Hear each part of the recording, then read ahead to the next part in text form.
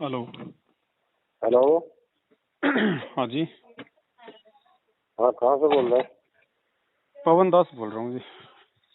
हाँ, सत्ता बोल रही। सत साहब जी। ठीक हो? हाँ जी, बढ़िया दया प्रमात्मा जी।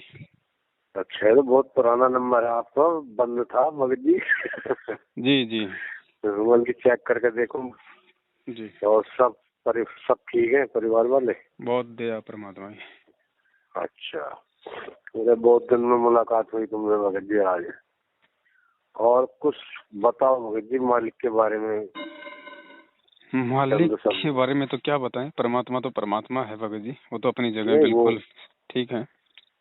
भाई, वो तो बात सही है भगत जी। मान लो हमारे सतगुरु हैं, वही तो हमारे लिए परमात्मा है। उनके लिए मान लो कब आ रहे हैं, कैसे हैं, कोई सूचना उनके बारे में जिससे का हम खुश होंगे। अब देखो भगत जी, परमात्मा अब अंदर गए हैं। जी जो भी रास्ता उन्होंने इख्तियार किया है, जी। अब बाहर आना भी भगत जी, अब वो जो रास्ता होगा बाहर आने का वो भी परमात्मा इख्तियार करेगा। हाँ, ये तो हकीकत है। लेकिन ज्ञान आधार से इतना जरूर मालूम पड़ता है कि भाई, अब परमेश्वर को जब जब दुनिया याद करेगी, जब दुनिया को परमेश्वर की चिंता होगी, जब दुनिया को परमेश्वर की जरूरत महसूस होगी, तभी अब परमेश्वर जेल से बाहर आएगा। और दुनिया को परमेश्वर की जरूरतें जब महसूस होती है भगती, जब दुनिया में हाहाकार मचती है, जब दुनिया के जान पे आन पड़ती है, हर तरफ से उनके यहाँ रास्ते बंद हो जाते हैं ना, तब इस यहाँ आत्मा को परमात्मा याद आता है। तो हकीकत है। तो भविष्य वक्ताओं की भविष्यवाणी और परमेश्वर ने अपने सत्संगों में जो जिक्र किया है हाँ गुरुदेव की भविष्यवाणी के आधार से कि भाई क्या होगा आने वाले समय में, क्या नहीं होगा, उस आधार से भगत जी देखो, तांडव तो पृथ्वी पे मचेगा। हाँ। वो तांडव चाहे आपस में, चाहे देशों के युद्ध के कारण मचे, या चाहे किसी महामारी, बाढ़, भूकंप, किसी सुनामी के द्वारा मचे, तांडव तो भगत जी मचेगा। हाँ, जब चारों तरफ से हाहाकार होगी तो भाई तभी भगत जी मालिक को याद करेंगे। देखो भगत जी, बात ऐसी है, हम्म। अगर किसी बहुत बड़े मंत्री या प्रधानमंत्री या राष्ट्रपति के अगर बच्चे हाँ को कोई आतंकवादी उठा लेता है हाँ, भगत जी, वो कितना परेशान हो जाता है, कितना क्या कुछ नहीं कर देता, वो सब कुछ दांव पे लगा देता है। बिल्कुल। उस समय अपने पुत्र के खातिर उसको देश की जनता का भी हित और अहित ध्यान में नहीं रहता है, उस पूरा खजाना लुटाने को तैयार हो जाता है, सेना को, मिलिट्री को हर संभव आदेश देने को तैयार हो जाता है। हाँ, और भगत जी 7 साल से वो परमेश्वर खुद जेल में बैठा हुआ है। हकीकत है। क्या क्या क्या उस परमेश्वर का समय, उस परमेश्वर का प्रेम क्या कुछ भी मायने नहीं रखता? क्यों नहीं भगत जी? तो वो कितना कुछ सहन कर रहा है, लेकिन वो कब तक करेगा भगत जी? उसकी भी एक सीमा होती है ना। भगत जी, जरा नीचे लेट कर देखो जी पलस्तर पे। जी इनमें रोना आता है। जी। अगर हम एक दिन के लिए नीचे नहीं सो सकते, सही बात है। और हमारे मालिक को 6 साल बीत गए, 7वां साल चल रहा भगत जी। जी तो इन लोगों, जितने मैनेजमेंट वाले हैं, इनमें तो शर्म नाम की कोई चीज ही नहीं है भगत जी। जी, वो तो हम सब नहीं। जानते ही हैं भगत जी, इनके विषय में तो अब कुछ बाकी रहा नहीं, सब लोगों को मालूम हो चुका है क्या नहीं। अब ठीक है, हाँ भगत का अपना कोई प्रारब्ध है, कोई संस्कार है, कोई खुल के बोल देता है, कोई छुप के बोल देता है, कोई सामने बोल देता है, कोई नहीं बोल हाँ पाता है। सबके अपने अपने हाँ, संस्कार होते हैं भगत जी, दबाव किसी पे दिया नहीं जा सकता, क्योंकि ये भक्ति मार्ग है स्वतंत्रता का और समझ का, हकीकत है, है ना। सच्चाई है अगर बात। समझ में आ गई फिर तो आदमी सिर धड़ की बाजी लगा देता है, गुरु जी कहते हैं। बिल्कुल। और नहीं समझ में आया और अगर वो गलत लोगों का साथ देना छोड़ देता है, सामना नहीं करता, वो भी ठीक है, कम से कम वो खुद भी पाप पाप का भागी होने से बच जाता है, और दूसरों को भी पाप कर्म करने से, मतलब उनकी हिस्सेदारी से वो बच जाता हाँ है ना। तो ये, अब वैसे, अब चूंकि भगत जी परमेश्वर ने ज्ञान दे दिया, सब कुछ समझा दिया, उस आधार से ये तो है ही कि भाई भाई वो परमात्मा, भाई वो धरती पे है, समर्थ है, सामर्थ्यवान है, सब कुछ है भगत जी।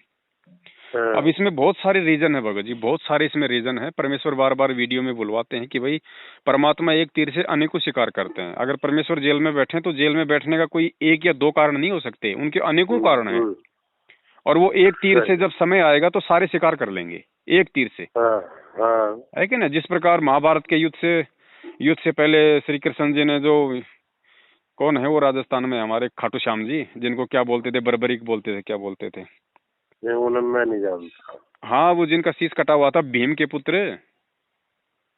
घटोत्कच हाँ, अश्वत्थामा।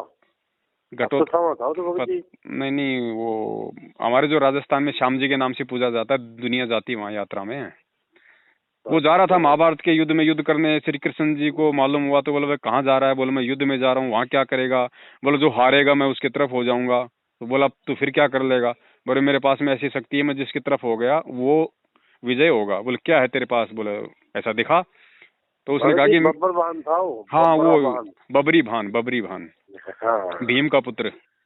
हाँ। तो उसने उसकी परीक्षा ली। तो उसने कहा कि देखो जी, मेरे पास में 3 बाण है, और मेरा मेरा जो ये पहला बाण है, इसका काम ये है कि इसको मैंने जिस भी लक्ष्य पे साध दिया ना, ये उसको पूरा करके लौटेगा। अब बोले मेरे हाँ को कोई एग्जाम्पल दो। बोले हाँ एग्जाम्पल ये देता हूँ कि इस बाण से मैं पूरी जो कौरवों की सेना है, या जो भी मतलब जो मुझे पराजित होता दिखाई देगा, पूरी सेना को मैं हाँ मतलब एक बाण से वो कर दूंगा उसका छेदन। बोले इसका एग्जाम्पल दे मुझे। तो उन्होंने कहा कि आप और हम जिस पेड़ के पास में खड़े हैं, बरगद का पेड़ था या जो मर्जी होगा, बोला मैं एक हाँ तीर से इसके सारे पत्तों को छेद दूंगा। तो श्री हाँ कृष्ण ने कहा भाई जरा दिखाओ। तो श्री कृष्ण ने एक पत्ता तोड़ के अपने अपने पैर के नीचे डाल लिया। अब हाँ। उसने तीर छोड़ा, वो सबको, क्योंकि वो तो सीढ़ियां होती थी भगत जी, उसने हाँ, सारे सिद्धि। पत्तों का छेदन कर दिया सेकंडों में।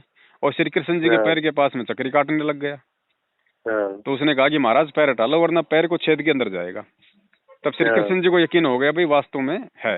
तो इसी प्रकार भगत हाँ। जी, जब वो एक तीर इतने सारे पत्तों का छेदन कर सकता है, तो परमात्मा एक तीर से अन्य को शिकार क्यों नहीं कर सकते? वो तो बबरी भान के बबरी भान है भगत जी। है? सही कह रहे हो भगत जी, तो हकीकत बहुत है, सारे रीजन सच्चाई है है भगत उसके। इतना ज्ञान परमेश्वर ने दे दिया, इतने भगत परमात्मा ने जोड़ दिए। अब सभी तो परमेश्वर की अच्छी आत्मा हो नहीं सकती, सभी तो ज्ञान आधारी आत्मा हो नहीं सकती, सभी तो हीरे जी। हो नहीं सकते। तो छटनी हकीकत करना है भगत उसमें अति आवश्यक होता है, ताकि कल को कोई ये ना कह दे कि परमात्मा मुझे बाहर क्यों निकाल दिया। क्योंकि देखो, साल भर तक अगर स्कूल में बच्चा एडमिशन रहता है, तो टीचर बेवजह उनको स्कूल से बाहर नहीं निकाल सकता। इसके लिए वो उनकी परीक्षा लेता है, ताकि बच्चा हमारे को ये ना कहे साहब आपने हमें जबरदस्ती स्कूल से निकाल दिया। जी।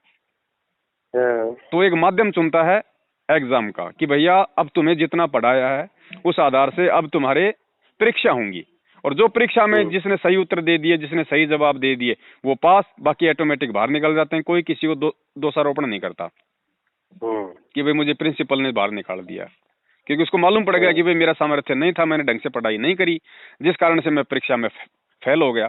तो परमात्मा ने इतना ज्ञान दे दिया, उसके बाद परमात्मा अपने ऊपर नहीं लेता है। अब परमेश्वर ने ये परीक्षा ले ली भगत जी। अब इस परीक्षा में जो कच्चे हैं वो साइड में हो जाएंगे, जो पक्के हैं वो टिके रहेंगे, है ना। हकीकत है दूसरा भगत जी। पॉइंट नंबर 2, जैसा कि परमेश्वर कहते हैं कि बच्चों 1000 वर्षों तक ये मार्ग चलेगा, और बिल्कुल पानी की तरह चलेगा, कोई रोकने वाला नहीं होगा। अब 1000 वर्ष तक इस काल भगवान के विधान अनुसार वो समर्थ परमात्मा तो यहाँ रहेगा नहीं शरीर में, वो भी जाएंगे अपनी अपनी लीला पूरी करके। हाँ तो उस परमेश्वर की जब आज उनकी सशरीर, जब आज उनकी उपस्थिति में इतना सब कुछ दंगल हो रहा है, तो सोचिए अगर जब हाँ, परमात्मा यहाँ नहीं होंगे तो मार्ग भगत जी ये कैसे चलेगा? चल ही नहीं सकता। सही। तो वो मार्ग उस समय परमेश्वर की अनुपस्थिति में कैसे चले, उसके लिए परमात्मा आज ये रिहर्सल हो रही है, ये तैयारी हो रही है। परमात्मा पूरा सिस्टम सेट करके जाएंगे, उन आत्माओं के हाथों में ये सिस्टम संभाल के जाएंगे, मैनेजमेंट का पूरा सिस्टम दे के जाएंगे, जो परमेश्वर की गैर मौजूदगी में सही तरीके से जैसे मतलब नाम दीक्षा की प्रक्रिया है भक्तों को, और जैसे जो भी है आने वाले समय में जो होगा। हाँ तो हाँ एक परमात्मा ने वो आत्माएं तैयार करके जानी है। ये जितने भी जो कांटे इस मार्ग में जो आने होंगे, क्या क्या हाँ कांटे आएंगे आने वाले समय में, क्या क्या मुसीबतें आएंगी, तुम्हें किस प्रकार से वो काल अपने चालों में तुम्हें बांधेगा, तुम्हें भ्रमित करने की कोशिश करेगा। तो आज 7 साल से वही सब कुछ हो रहा है। वो काल ने जो जो चाल आज चलनी है वो सारी चाल वो चलेगा, और परमेश्वर एक वो एग्जाम्पल बना देंगे कि देखो भैया, जब मैं जेल में था तो मेरी गैर मौजूदगी में काल ने इस तरीके से और किन किन लोगों को निमित्त बनाया, और किस किस प्रकार की उसने चाल चली मेरी आत्माओं को मुझसे दूर करने की। जैसे संजय दिल्ली वाला कभी कहता है कि मैं नानक की आत्मा हूँ, कभी कहता है कि मैं उपगने हूँ, कभी कहता है कि मैं तो मतलब अक्षर पुरुष हूँ, कभी कहता है कि साहब मैं तो मतलब तत्वदर्शी संत बन गया, जो मेरे से नाम नहीं लेगा वो पार नहीं होगा, है कि नहीं।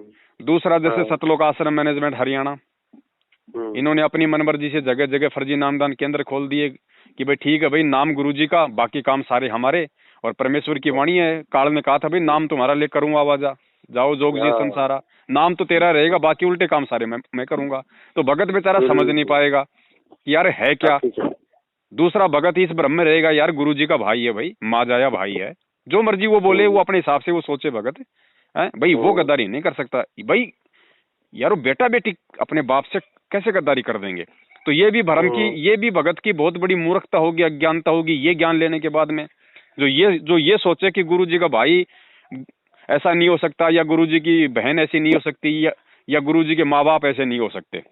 सर्वप्रथम तो उसको ये समझ लेना चाहिए कि जब तुम गुरु को परमात्मा मान चुके हो, तुम सतगुरु कहते हो, तो ना सतगुरु जननी जने जाके माना बाप, सतगुरु का कोई नहीं होता। वो स्वयंभू है, वो दुनिया को प्रकट करता है, वो दुनिया को जन्म देता है, उसको कौन जन्म दे देगा। सही बात है। एक लीला में तरीके से वो आए हैं, ये एक बात डिफरेंट है। और फिर भगत ये भी विचार करेगा इस परमेश्वर के ज्ञान से कि भैया जब परमेश्वर ने जब उस कमाल को मुर्दे से जिंदा किया, अपने बेटे से भी ज्यादा उसको प्यार दिया, खिलाया पिलाया, उसको आध्यात्मिक शिक्षा दी, और वो चल के जब काल का दूत हो सकता है, गुरुद्रोही हो सकता है, वो जब वो परमात्मा से गद्दारी कर सकता है आज से 650 साल पहले वाला, तो आज तो भगत जी घोर कलयुग है। उनके सगे उनके साथ में क्या नहीं कर सकते और क्या नहीं कर चुके। तो ये भक्तों का निवारण करना परमेश्वर ने कि भैया अगर विश्वास करो, अगर इस मार्ग में आने के बाद में, तो केवल 3 ही चीजों पे करना। प्रथम तो मैं यानी खुद वो परमात्मा, दूसरा मेरा ज्ञान, और तीसरा वो आत्मा जो तुम्हें लगे कि ये परमेश्वर के ज्ञान आधार से चल रही है, बिल्कुल उसके ज्ञान उनके दिखाए मार्ग पे वो चल रहा है, तो ही आप उस भगत की संगति करना। तो ये भगत जी हमारी एग्जाम्पल है वर्तमान में, ये हमारे एग्जाम है, ये हमारी परीक्षा चल रही है भाई। और परमात्मा देखो चुपचाप बैठा है, कुछ नहीं बोल रहा। 7 साल होगी, क्या किसी भी व्यक्ति ने सतलोक आश्रम मैनेजमेंट हरियाणा के द्वारा हमें जो पीले पर्चे दिखाई, जो ये मतलब भेजे जा रहे हैं, या कोई नकली ऑडियो भेजी जा रही है, या और कोई माध्यम, उस माध्यम के अलावा क्या किसी भी व्यक्ति ने, संगत वाले ने, परम पूज्य सतगुरु रामपाल जी महाराज जी के मुख कमल से आमने सामने खड़ा होके क्या कोई आदेश सुना है कि बेटा मेरा आदेश है ये, तुम ये करो? नहीं सुना ना। नहीं सुना। जिस प्रकार वो टीचर वो परीक्षा के हॉल में अगर उसका खुद का बच्चा भी बैठा हुआ है तो भी वो शांत रहता है, चुपचाप रहता है। बच्चा रोएगा, पापा ये बता दो भारत की राजधानी क्या है, वो नहीं बताएगा। तो वो सिस्टम सेम टू सेम चल रहा है, क्योंकि भगत जी वो सांसारिक एग्जाम है, ये आध्यात्मिक एग्जाम है। और जहां गुरु शिष्य का नाता हो जाता है वह एग्जाम होता ही होता है। भगत जी एक भगत आए थे हमारे पास जी, हमारे साथ काशीपुर पड़ता है 60-70 किलोमीटर दूर। जी, वो लड़के के दोस्त हैं, कुछ दोस्ती हो गई थी। तो अब वो आए गए, उन्होंने मिलना चाहा, लड़के बोले कि हम तुम्हारे पापा से मिलना चाहते हैं। क्या है ना, रामपाल जी महाराज के शिष्य हैं वो भी। कोई बात नहीं, भगत जी वो आए थे, कई बार आए लगातार। अब जब पहली बार उनसे मुलाकात हुई तो दास ने बात रखी उनसे, मैंने कहा भगत जी एक बात बताओ, आपने पहले ये बताओ अपना नाम दान कब लिया? कि नाम दान हमने 15 में लिया। मन की ठीक है। और आप मेरठ तो नहीं जाते? मन की मेरठ मैं जाता था, और मैं गया हूँ। हाँ भगत जी, और तुम तो फिर उसके चंगुल में आए पवन के और संजय के, वो तो गुरुद्रोही हैं। मन की भगत जी गुरुद्रोही कहते किसने, पहले बताओ। है ना, गुरुद्रोही। बट संजय को तो गुरुद्रोही कह सकते हो। मैंने खुद सुना गुरु जी के मुख कमल से कि कमाल ने अपना पंथ अलग खोल दिया था तो वो गुरुद्रोही हो गया था। तो संजय तो गुरुद्रोही हो सकता है, पर पवन की बात बता दो, कोई आश्रम खोला हो, कुछ नाम दिया हो किसी को आज तक, पवन को गुरुद्रोही कैसे कह सकते हो तुम? और भगत जी एक चीज तुम्हें सुनवाता हूँ, वीडियो। मैंने कि मुझे क्या सुनवाते, मुझे जो वीडियो सुनवाते ना ऑडियो गुरु जी के मुक्तमल वाली, वो नकली है। तो मैंने काफी टाइम पहले सुन ली भगत जी। तो देख, मुझे सुनवा कर दे, मन की सुनाओ या मत सुनाओ। तो उन्होंने सुनवाई ना वैसे मुझे, मैंने पहले ही सुन रखी थी। तो उन्होंने फिर कई बार है फिर मुझसे बात ना करी। में आना, ये तो भाई मेरठ वाले हैं, मेरठ जाना। मन के ठीक है, मेरठ में लूना कहते कि कत्ल कर दो किसी का, लाठी डंडों से सिर फोड़ दो। या जनता का, भक्तों का पैसा लूट लो। पवन ने कभी ना बोला एक बार भी कि ना पैसा लूट लो जी। ये तो मैनेजमेंट कर रहा। और भगत जी 2014 में गया था, नामदान लिया था मैंने, तुमने 15 में यहाँ लिया है। जब एसपी आया था शंका समाधान में महेंद्र के दौरे, तो एसपी इसने वापस कर दिया था महेंद्र ने। मन की मैं मौजूद था उस टाइम वहाँ।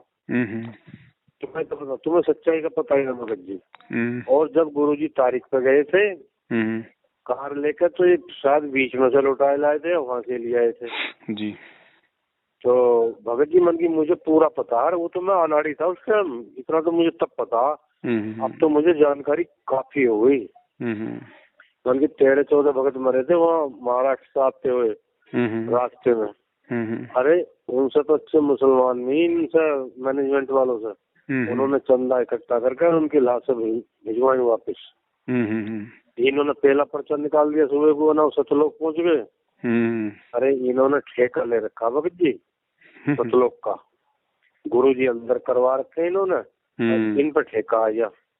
अरे मन की प्रमाण दिखा दो मुझे, किसे देखे गए आदेश गुरुजी के नाम दे दियो। ये गुरुजी से बड़े हो गए क्या?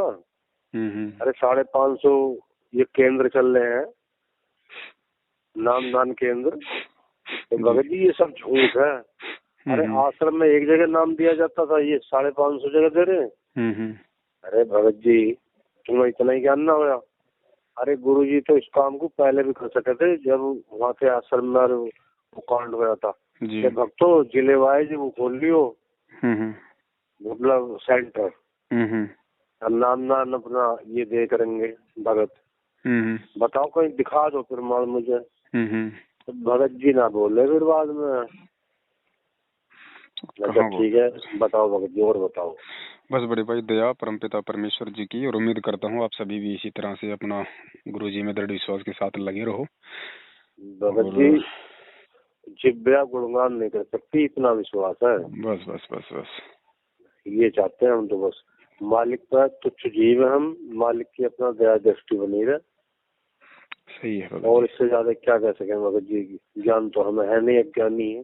अब देखो जैसे सांसारिक जो भक्ति होती है, जो ये तुलसीदास जी ने जो दोहे कहे हैं कि वही कलयुग केवल नाम आधारा सुमिर सुमिर नर उतरो पारा, लेकिन वो भगत जी सांसारिक वो 3 लोक की भक्ति तक के थे। अब यहाँ जो परमेश्वर की भक्ति है, इस भक्ति में भगत जी नाम से बढ़ के है विश्वास। अगर विश्वास नहीं है तो चाहे कितना ही नाम जपते रहो तो रोजाना कोई काम नहीं करेगा। और विश्वास होना चाहिए अपने गुरु पे। हमने भगवान को नहीं देखा भगत जी, और ना हमें भगवान को देखने की आवश्यकता है। बिल्कुल। हमें जो मिल गया, जो खुद एक भगत बन के, हमारा सतगुरु बन के, जिसने भगवान की जानकारी दे दी अपने आप को छुपा के हमारे लिए, वही सब कुछ है भगत जी। अब देखो भूखा आदमी है, अब उसको रोटी की आवश्यकता, भाई खाने की आवश्यकता है। जो उसको खाना खिला दे उसके लिए तो वो महान है। वो जो अनाज के भंडार है और वहाँ जो चौकीदार है, वो हमारे क्या काम का? बिल्कुल है। जिसने खाना खिला दिया, पेट की प्यास बुझा दी, शांत कर दिया, मरने से बचाया, वो हमारे लिए बड़ा है, वो महान है। अच्छा भगत जी कुछ जानकर होंगे आपको, जैसे महेंद्र है, इसके बारे में पता कुछ? जैसे बीमार था, ये तो भगत जी शुरू से बीमार था। ये ठीक कब हुआ था? ये तो आश्रम में भी गोलियों का थैला लेके खाया करता था, कभी डायबिटीज की, कोई किसी चीज की, कोई किसी चीज की। ये तो शुरू से बीमार था। अच्छा। ये कभी ठीक हुआ ही नहीं। पहले शराब बहुत पीता था ना। अब शराब चलो पी ली, परमात्मा की शरण में आ गया, परमात्मा सब कुछ माफ कर दें, रोग भी काट दें, लेकिन फिर विश्वास नहीं हुआ। फिर हमेशा ये खुद ही वो गद्दी छीनने में लगा रहा। तो हमेशा इसके साथ में जो बैग रहता था उसमें गोलियां भरी रहती थी। अच्छा। हाँ, जबकि सारनाम जिस व्यक्ति को मिल जाए भगत जी, सारनाम ये विधान है भगत जी परमेश्वर का, क्योंकि ये इस ब्रह्मांड की सबसे गुप्त और सबसे कीमती वस्तु है सारनाम। सारनाम, ठीक है जी। सारनाम बोले तो खुद वो परमात्मा, क्योंकि परमात्मा का रूप है शब्द, खुद वो परमात्मा। और जिसको परमात्मा खुद मिल जाए और सारनाम जिसको दे दे, मतलब सारनाम लेने का मतलब है परमात्मा को अपने हृदय में बैठा लेना। और परमात्मा जिसके हृदय में बैठ जाए भगत जी, वहाँ ये 2 कौड़ी की ये बीमारियां उसके आसपास आएंगी। हैं भगत जी बहुत बड़ी पावर है सारनाम की, मतलब प्रथम मंत्र की बहुत बड़ी पावर है। कुछ है ही नहीं उनके अलावा भगत जी, और इस है ही नहीं कोई पावर, है ही नहीं कोई और।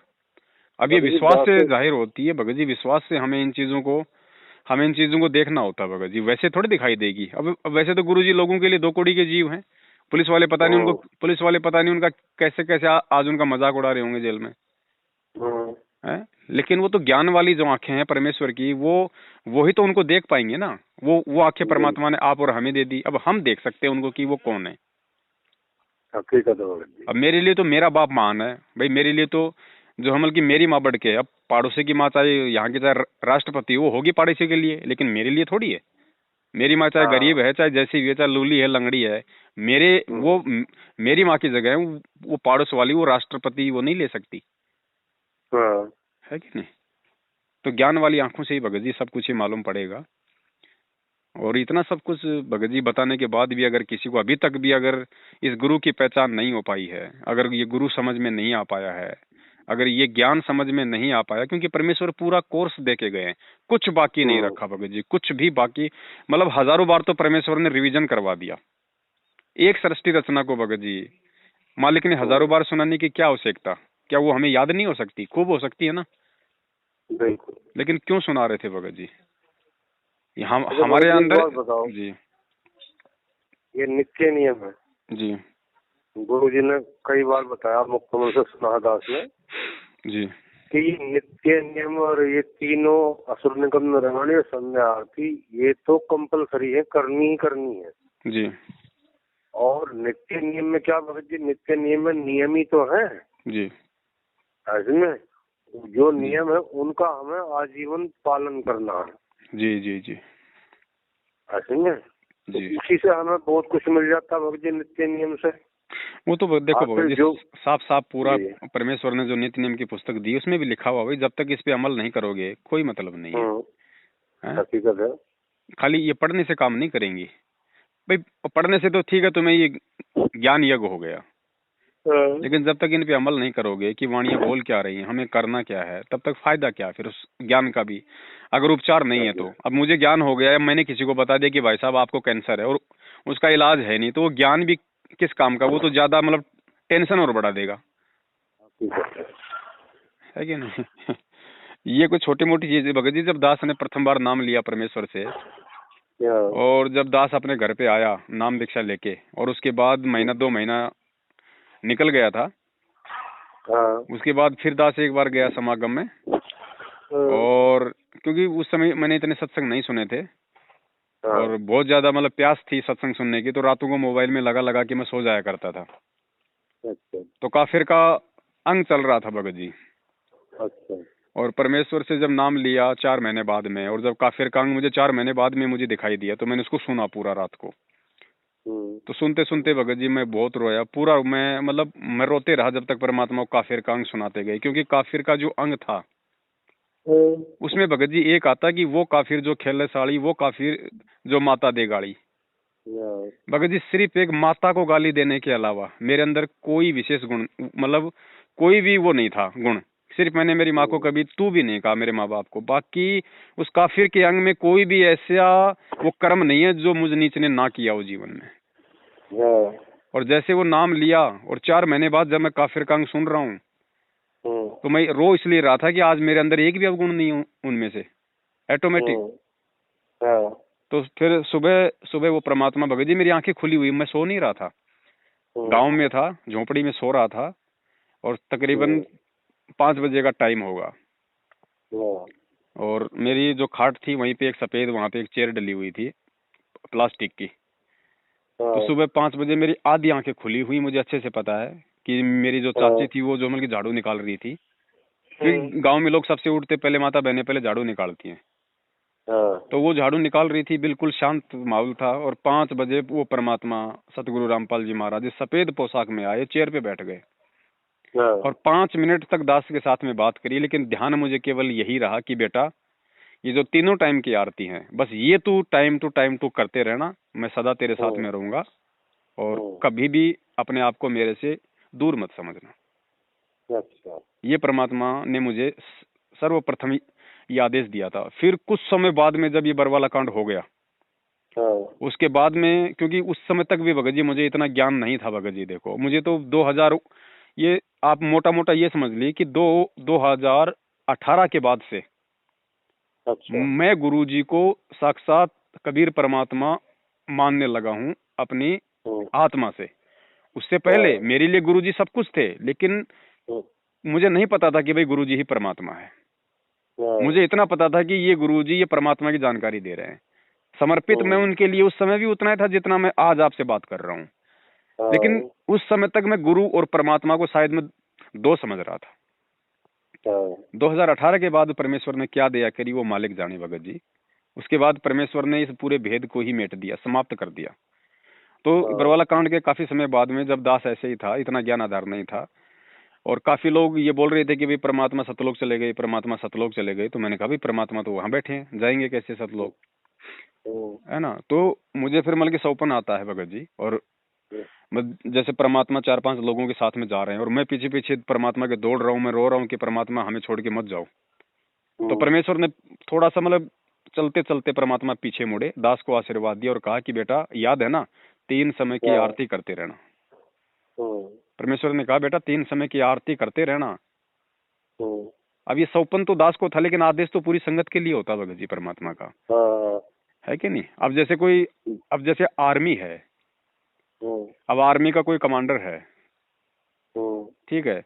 अब राष्ट्रपति या प्रधानमंत्री या जो सेना का जो अध्यक्ष है, वो केवल उस एक व्यक्ति को देगा आदेश कि भाई सारी सारी सेना को ये आदेश है।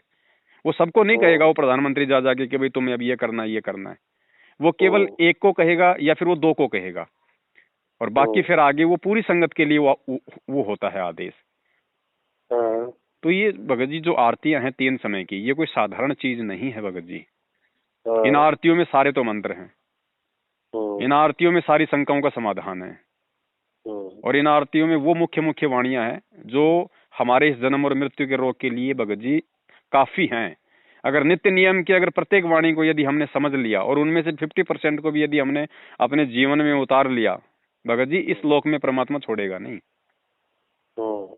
लेकिन हमारी सबसे बड़ी कमी यही है कि बस करनी तज कथनी कथ है, अज्ञानी दिन रात। अच्छा भगत जी, हमारे साथ एक समस्या है। जी। सुबह का जो नित्य नियम है उसे हम पढ़ के नहीं कर पाते। अब वो जो आपकी कारण है जी। हमारी आंखों में जो है थोड़ी कमजोरी है। हम्म। हम्म। अब जो आंखों से अब अंधा है फिर वो क्या करेगा। भगत जी वो सुन ही सके वो तो। हाँ, तो परमेश्वर ने कब कहा कि भाई तुम्हारे को पढ़ के करना जरूरी है। जिसकी आंखें सही हैं, जिसके पास समय है, वो बैठो भी, वो उसको पढ़ो भी हम्म, परमेश्वर के साथ साथ, क्योंकि परमेश्वर खुद उस नित्य नियम को बनाने वाले, वो खुद वो हम्म, उन्होंने एक वीडियो बनाया तीनों हम्म, समय की आरती का। खुद वो परमात्मा जिसने पुस्तक लिखी है, जिसको देखने की जरूरत नहीं है, शब्द जिसकी आंख, भाई शब्द और वाणियां जिसकी आंखों के सामने चलती हैं, लेकिन फिर भी वो आप और हमें ये पाठ पढ़ाने के लिए, शिक्षा देने के लिए कि पाठ का मतलब क्या होता है। पाठ का मतलब होता है उसको पढ़ना, उसका पठन करना। हाँ, पठन करने से हमारा उसमें जो मतलब कि दोहरा हमारे को फायदा है, क्योंकि हमारा हम्म, ध्यान उसमें रहेगा कि परमेश्वर क्या वाणी बोल रहे हैं, मैं उनके साथ साथ में क्या वाणी बोल रहा हूँ। अगर हम उस पुस्तक को साइड में लेके अगर वैसे परमेश्वर के साथ साथ वाणी करेंगे हाथ जोड़ के, ठीक है, तो भगत जी हमारा ध्यान उस वाणी पे रहेगा नहीं, मन कहीं न कहीं भटकता रहेगा। तो जिसके पास समय है, जो सामर्थ्यवान है, जिसकी आंखें सही हैं, वो बैठ के करे परमेश्वर की दया से जैसा मालिक ने निर्देशित किया हुआ है। और कोई ऐसा है जिसको कोई मोतियाबिंद है या कि भाई आंखों में कोई प्रॉब्लम है, तो उनके लिए परमेश्वर ने फिर उनके लिए फिर ये आदेश है कि भाई आप चाहे अगर समय है तो अपना बैठ के अपना ध्यान लगा के करो, हैं। अगर समय नहीं है, आप अपना कोई काम कर रहे हो, अपना बिजी हो, माता बहनें सुबह सुबह कोई काम कर रही है, पोंछा लगा रही है, अपना कोई खाना बना रही है, तो परमेश्वर ने कहा कि बेटा हाथ अपने बेलन चकले पे चलाते रहो, कान अपने परमात्मा की वाणियों पे रखो। हम्म, बहुत इसीलिए हाँ, तो परमेश्वर कहते हैं कि भाई ये सहज मार्ग है। अगर इस मार्ग में भी अगर तुम भक्ति नहीं कर पाए तो तुम जीवन में कभी पार नहीं हो सकते, क्योंकि फिर सांसारिक भक्ति तो कितनी कठिन है होती, एक एक पैर पे काल भगवान खड़ा करके तब करवाता फिर। बिल्कुल भगत जी। तो इससे आसान भक्ति इस पूरी सृष्टि में नहीं है भगत जी। नाम उठत नाम नहीं। बैठत नाम सोवत जागबे, नाम खातर तुम लेट के कर लो, तुम नहाते नहाते कर लो, तुम लेटरिंग कर रहे हो उस समय कर लो, बाथरूम बाथरूम बाथरूम करते करते तुम परमेश्वर को याद कर लो, उसका नाम जप लो। आत्मा से परमात्मा का संबंध है, शरीर और बाथरूम से कोई लेना देना नहीं है उसका। हाँ, अब इतना सहज मारा गया भगत जी, परमेश्वर ने इतना सब कुछ दे दिया, खोल के बता दिया, और ये भी कह दिया कि भैया अगर तुम ज्यादा नाम भी जाप नहीं कर पाओ, लेकिन एक चीज का ध्यान रख लेना, बस विकारों से दूर हो जाना और मर्यादाओं में रहना, तो भी परमात्मा पार कर देगा। जिस प्रकार डॉक्टर कहता है ना भाई, अगर तू मान लो, अगर तू गोली अगर 2 टाइम की बजाय अगर तू 1 टाइम भी अगर तू खा लेगा, और अगर तू नियम अगर पूरे निभाएगा, अगर तू मर्यादा में रहेगा, मैंने बोल दिया कि तेरे को अचार नहीं खाना, तू नहीं खाएगा, दही नहीं खाना, नहीं खा रहा है, अगर तू परहेज में रहेगा और गोली चाहे 1 टाइम थोड़ी खा ले, तो भी तेरा रोग निवारण हो जाएगा। लेकिन नियम तोड़ के चाहे तू सारा दिन गोली फांकता रहे, वो काम नहीं करेगी। वही आध्यात्मिक मार्ग में है। अच्छा भगत जी, ये जो ओम प्रकाश है हिमाचल वाला जी, इससे बात हो जाती है क्या कभी? नहीं भगत जी, मेरी किसी भी मैनेजमेंट वाले भाई बहनों से कोई बातचीत नहीं होती है काफी लंबे अरसे से। और ओम प्रकाश जी से भी मैं भगत जी 2016 या 17 में ही मिला था, जब वहाँ पे करनाल में एक छोटा सा प्रोग्राम था। उसके बाद से लगभग 5 साल हो गई, ओम प्रकाश जी से मेरा कोई संपर्क नहीं है, ना मैंने कभी उनको फोन किया। बीच में उनका फोन आया था लगभग 3 साल पहले, ऑडियो आप सभी ने सुनी हुई होगी। हाँ, वो तो सुनी थी। बस उसके अलावा मेरा किसी से ना कोऑर्डिनेटर से संपर्क है, ना किसी नामदान संचालक से है, ना गुरुजी के कलयुगी परिवार से है, किसी से नहीं है। मैंने कई बार किया भगत जी फोन, वो तो उठाता है ना, या तो कोई लड़की है या उनकी घर से है, वही उठाती है। देखो वो भगत जी नहीं उठाएंगे, वो नहीं उठाएंगे, क्योंकि उनके अंदर इतने दोष समाहित हो चुके हैं, इतने दोष समाहित हो चुके हैं भगत जी, उनको इच्छा नहीं करती कि मैं किसी भगत से बात करूं। उनकी इच्छाएं मर चुकी है भगत जी। वो उनकी किसी भगत से बातचीत करने की कोई इच्छा बाकी नहीं है भगत जी। वो नहीं करेंगे, क्योंकि उनको ये नहीं है कि भाई मैं किसी भगत से बात करूं, उसको कोई समस्या है, कोई शंका है, तो मैं उसका समाधान करूं परमेश्वर के ज्ञान से। वो उनके अंदर नहीं है। अब उनका खाता जो है ना भगत जी, बैंक अकाउंट जो है, वो परमेश्वर ने उनका बिल्कुल सील लगा रखा है, बंद है। जितना पैसा उसके अंदर है उतना वो खाते रहो, आगे का उनका खाता बंद है, ना आ सकता ना जा सकता। क्योंकि सारनाम की जो कमाई है, सतनाम की जो कमाई है, वो यहाँ पे नष्ट नहीं होगी, चाहे आप कितनी मर्यादा तोड़ दो। चाहे आप सतनाम का जाप कर रहे हो, आप चाहे शराब पियो साथ में, ठीक है, आपकी जो कमाई है वो आपकी बंद हो जाएगी, लेकिन उस शराब पीने से पहले आपने जो कमाई जो कर ली, वो कमाई आपकी यहाँ बर्बाद नहीं होगी भगत जी, ये तो ऊपर बर्बाद करेगा काल। यहाँ जैसे आपने शराब पी रहे हो, आप बीड़ी पी रहे हो, साथ में आप सतनाम का जाप कर रहे हो, प्रथम नाम का जाप कर रहे हो, वो जो आपकी जो कमाई है, वो कमाई आपके अंदर वो दुर्बुद्धि पैदा करेगी। फिर गुरुजी ने क्या कहा कि ये राक्षस और ऋषि ये क्या थे? ऋषि लोग वो थे जो मर्यादा में रह के अपनी भक्ति करते थे, अपने मंत्रों का जाप करते थे। फिर कुछ लोग थे, वो राक्षस क्यों हुए? वो वही ऋषि लोग थे। फिर उन्हीं ऋषियों में से राक्षस वो हो गए जो शराब पीने लग गए, उल्टे सीधे काम करने लग गए, साथ में वो नाम भी जाप करते थे। तो नाम जाप से तो उनके अंदर वो शक्ति आ गई, और वो जो विकार थे, जो उल्टे काम थे, वो करने से उनके अंदर वो दुर्बुद्धि आ गई, जिस कारण से वो राक्षस कहलाए। फिर तो ये राक्षस की जो भूमिका है वर्तमान में, ये सतलोक आश्रम मैनेजमेंट हरियाणा निभा रहा है भगत जी। ये भक्ति भी कर रहे हैं, लेकिन ये मर्यादा में नहीं है। तो भक्ति से तो इनमें शक्ति, और उल्टे काम करने से इनके अंदर विकार, ये दुर्बुद्धि। अच्छा, वो राजस्थान में जो बता रहे थे वो दुष्कर्मी कौन कौन थे? वो राजस्थान के नहीं है भगत जी, वो मध्य प्रदेश का धार जिला है। धार जिले में राजगढ़ नामदान के अंदर है। वहाँ पे एक आदिवासी भील समाज की जो 3 बच्चों की माँ थी बहन, उसके साथ में वहाँ उन लोगों ने ज्यादती की है, बलात्कार किया है उस बहन के साथ में 8 दिन तक। अच्छा जी। तो उसमें रिपोर्ट हुई, क्या हुआ? भगत जी रिपोर्ट कौन करवाएगा? वो बेचारा भील समाज का, वो आदिवासी, नया नया वो भगत जुड़ा था, और ये लोग इतना बड़ा संस्था लेके बैठे हैं। अब विष्णु साहू है जो मध्य प्रदेश का स्टेट कोऑर्डिनेटर है, वो पिछले 4 साल से वहां पे राजनीति कर रहा है। कभी कांग्रेस को, कभी शिवराज चौहान को वोट देता है, कभी उसको कमल हसन, क्या नाम उसका, कमलनाथ, कांग्रेस वाला, कभी उसको सत्संगों में बुलाता है, सत्संग को आशीर्वाद दिलाता है, उनको विश्वास दिलाता है कि हमारे 3.5 करोड़ भगत हैं। तो वो 4 साल से क्या अपनी ऐसी तैसी करवाने के लिए वो राजनीति कर रहा है? वो ऐसे मौके पे तो उनका फायदा उठाएगा, तो कैसे FIR हो जाएगी भगत जी? सही कह रहे हो। और दूसरी बात, जैसे जो सुनने में आया था, और वो हकीकत भी है, इन लोगों ने गुरुजी का आदेश बता के, मैनेजमेंट वालों ने, कि भाई ऐसा ऐसा कोई मामला, इन्होंने हकीकत नहीं बताई, इन्होंने उसी चीज को दूसरे रूप में पेश कर दिया और कहा कि भाई हाँ, गुरुजी की बदनामी हो जाएगी, गुरुजी का आदेश है कि उसका जो पति है उसको पैसा इकट्ठा करके देना है ताकि वो आगे कोई कानूनी कार्रवाई ना करे। तो मेरे जहां हाँ, तक मेरा आइडिया भगत जी, उसको 15 से 20 लाख रुपए का इंतजाम करके उसको दे भी दिया गया ताकि वो अपना मुंह अच्छा, बंद रखे, वरना कोई भी ऐसा ऐसा पति नहीं होगा जो भगत जी उसकी एफआईआर नहीं करेगा जिसकी पत्नी के साथ में ऐसा दुष्कर्म किया गया हो। सही कह रहे हो भगत जी। तो पैसा इनके पास है बस, ही भगत जी, और संगत मूर्ख है ही। सबसे बड़ा फायदा तो संगत का उठाया जा रहा है ना। बिल्कुल देखो, बिल्कुल। मतलब संगत का ही तो इन्होंने शारीरिक शोषण कर दिया हाँ, है, और उस शोषण की आवाज को दबाने के लिए संगत से ही पैसा लेके उनको दे दिया। हम्म, मतलब संगत का सिर और संगत का ही जूता। बिल्कुल मजा ले रहा है मैनेजमेंट। सही कह रहे हो भगत जी। तो बताओ समझाएं किसको भगत जी। ये लेकिन तो समझ से बाहर की बात होगी ना भगत जी। कोशिश जारी है, क्योंकि भगत हम्म, जी भूमिका वही होगी। परमात्मा हम्म, 27 साल से लोगों को समझा रहे हैं, हम्म, और 27 साल से कितने लोग समझे। अगर पूरी दुनिया की जनसंख्या का यदि आप वो निकालो औसत, तो 8 अरब की जनसंख्या में से 2014 तक 14.5 लाख भगत थे। हम्म, 1% भी नहीं है भगत जी। और हमें इस बात की तो खुशी है ना हम्म। कि महज, अच्छा भगत जी, जी, ये पहले कितने भगत थे साढ़े ये? साढ़े 14 लाख तो भगत थे 2014 बरवाला कांड तक। खुद इन मैनेजमेंट वालों ने जो जो पुस्तक थी जो इन्होंने जजों के खिलाफ जो लिखी थी ना, कि हम्म, वो कौन सा है, न्यायालय की गिरती गरिमा, हम्म, उसके पेज नंबर 38 पे इन्होंने साफ साफ लिखा हुआ कि अक्टूबर 2014 तक संत हम्म, रामपाल जी के कुल भक्तों की संख्या 14.5 लाख। अच्छा। अब इससे बड़ा तो कोई प्रमाण नहीं हो सकता।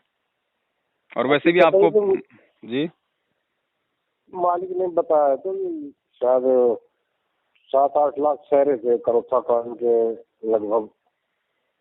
हाँ, तो उसके बाद देख लो, फिर 2 साल परमेश्वर अंदर रहे, 9 में आए, 9 के बाद 5 साल तक सत्संग किए, तो कितने जुड़ेंगे हाँ, तो वही 14-15 का हिसाब है। भाई। हर महीने समागम में जो है मतलब 15-20 हजार भगत आया करते थे। अच्छा, तो उस हिसाब से भी वही आइडिया बैठता है 14-15 लाख का ही। और ये साहब करोड़ 2 करोड़ और 3 करोड़। देखो, राजनेताओं को तो खुश करना पड़ेगा ना। वो राजनेता कोई 1000-2000 से थोड़ी खुश होता है। उसको तो बोलना बिल्कुल। पड़ेगा साहब 2.25 करोड़ है, साढ़े साढ़े 3 करोड़ है। हम्म। वो तभी तो होंगे खुश। हाँ भाई, इतने लोग हैं तो कम से कम 20-30 लाख तो वोट देंगे।